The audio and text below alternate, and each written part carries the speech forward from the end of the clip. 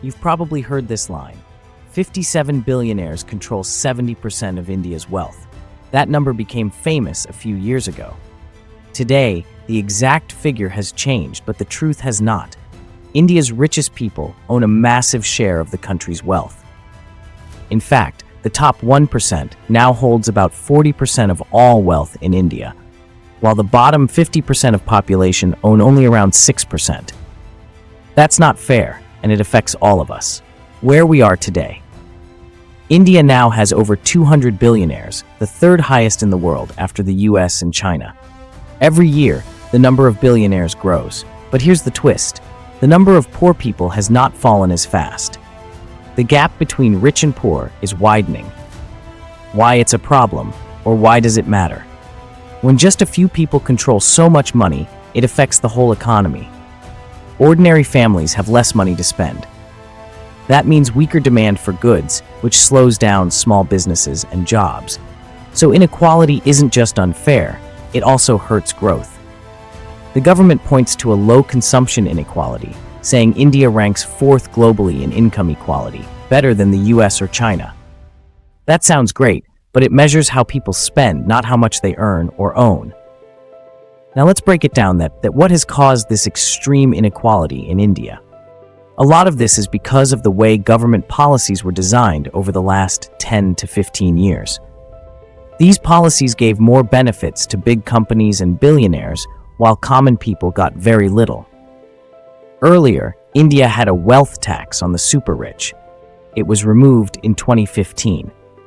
There is still no inheritance tax on big fortunes. In 2019, the government cut corporate tax rates for companies. All these moves help the richest Indians save more money. When GST, goods and service tax, was introduced, the government started collecting a big part of its revenue from indirect taxes, things we all pay when buying goods and services. Poor and middle-class families end up paying a bigger share of their income in taxes compared to the rich. That's why many experts call goods and service tax regressive. It hits the poor harder, and that makes inequality worse. In contrast, the government has given huge incentives to large corporations, like the production-linked incentive scheme and big disinvestment deals. While these create some jobs, most of the profits go to the big players, not ordinary workers. In fact, it slows down growth. When too many people are poor or over-indebted, they can't spend, climb the ladder, or invest in health or education. This drags down the whole economy. As the rich get richer, they gain more influence over politics and policies. They fund campaigns, lobby for favorable rules, and shape decisions. So the system starts working more for the rich than for the common people. Yes, inequality is rising everywhere in the world. But in India, it hurts more because we have weak social security, not enough free healthcare, education, or unemployment support. So if the rich take more, the poor get even less. Indeed, more people rely heavily on loans just to live. In early 2025, household debt in India reached 43% of GDP, with savings at a 50-year low. That hurts security and peace of mind, and can spark unrest. Poor families can't afford good schooling or care, trapping their kids in poverty. It takes many generations for a poor family to reach average income when inequality is high. Now let's talk about solutions. What can change this? To reduce this gap, experts suggest that there should be tax on wealth and inheritance for the super rich.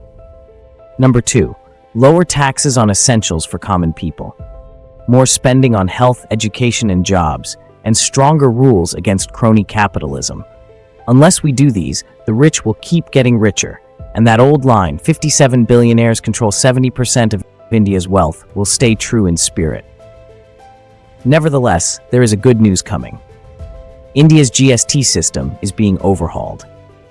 From 4 tax rates, that is 5%, 12%, 18%, 28%, the plan is to move to just 2 main slabs, 5% and 18%, with a 40% sin luxury tax on things like cigarettes and big cars.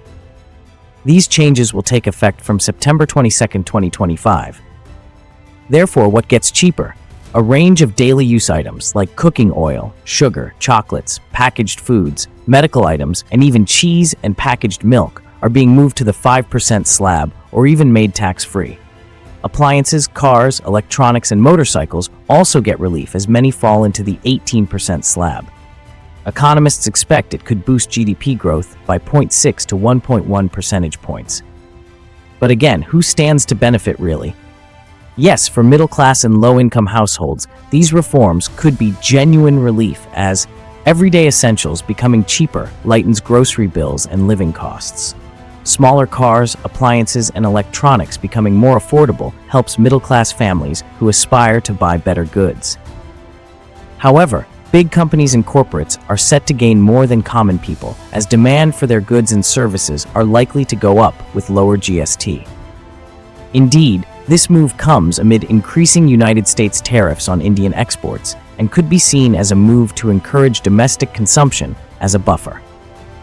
Thanks for watching. Please do subscribe to our channel, Sociopedia.